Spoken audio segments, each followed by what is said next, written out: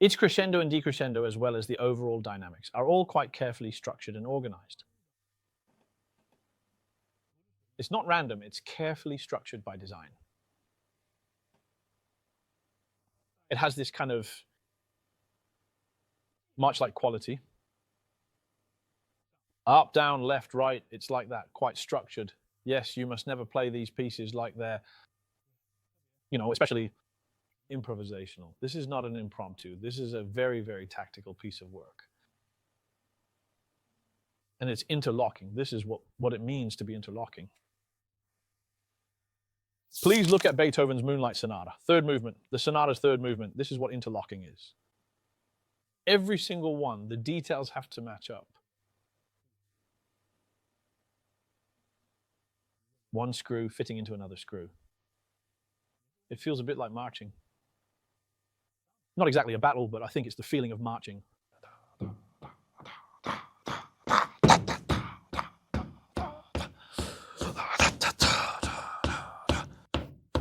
You see, you can tell that with every beat, it will move up a level.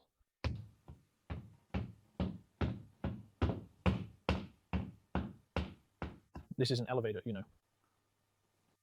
This is really moving upwards, floor by floor. It's definitely not an elevator. You can use rubato, like what I was just saying, like this kind of thing.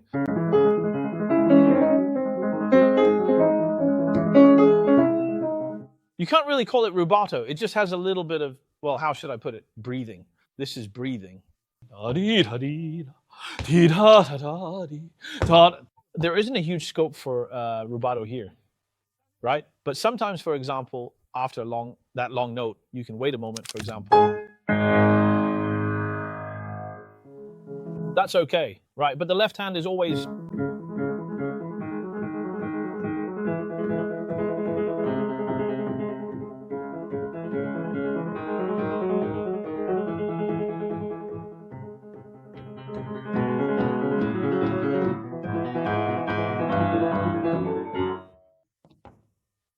You have to always maintain this intensity, the kind that has that level of tension.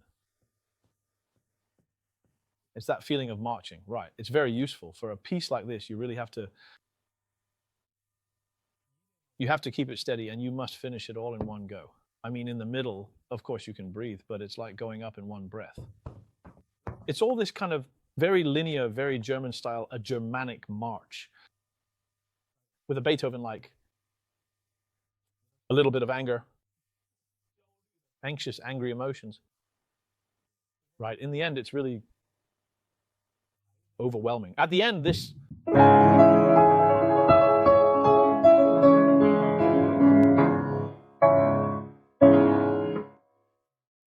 a straight line, a big straight line. Right, but you can't play it like an etude.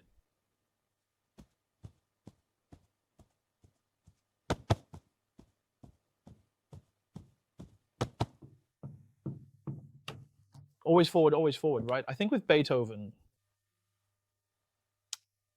what am I trying to say? With Beethoven, sometimes you shouldn't so-called take a shortcut.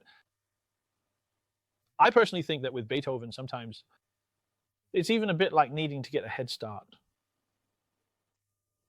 When I was young, I personally think when I played Beethoven, I was always looking for some kind of shortcut, some trick here or there.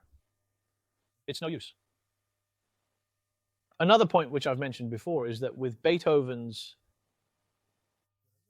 the melody line,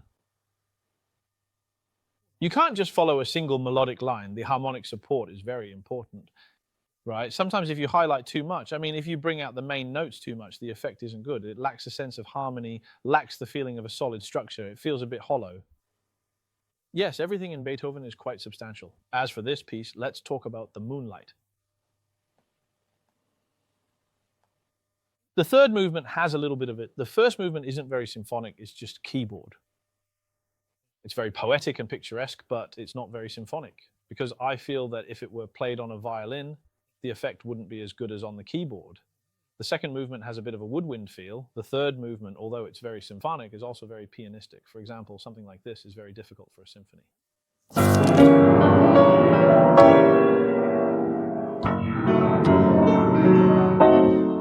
This kind of thing, this is very, very pianistic, very piano-like.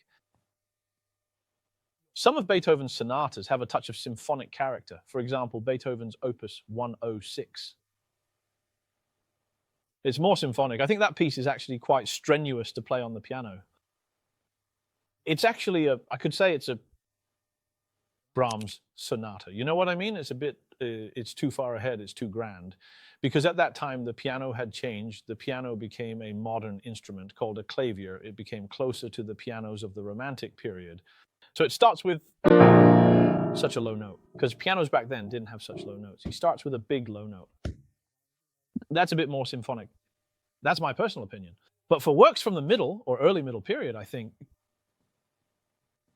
the symphonic quality isn't as strong. It's still piano, very pianistic, yes. Yes, but you asked a very good question, because he is very strong in symphonies, but his piano works. The harmonic sense is symphonic, but they are still written for the piano. Yes, because you see, I'm currently preparing to play with Hilary Hahn, the violinist, the Spring Sonata. You've definitely played it.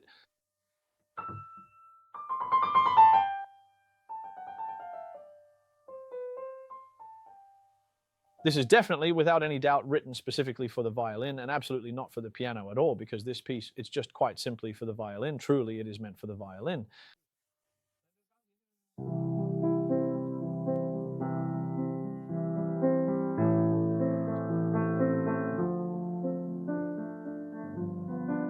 So you can tell at a glance that this is for piano and violin. Yes, a piece of work. Its characteristics are very, very obvious.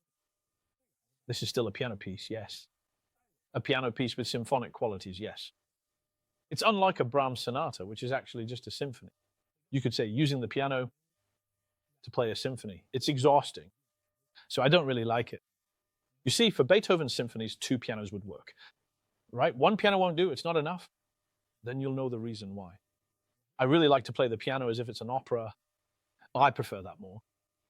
If you're going to play the piano like a pure symphony, I feel 1 piano isn't enough. You'd need 2 pianos.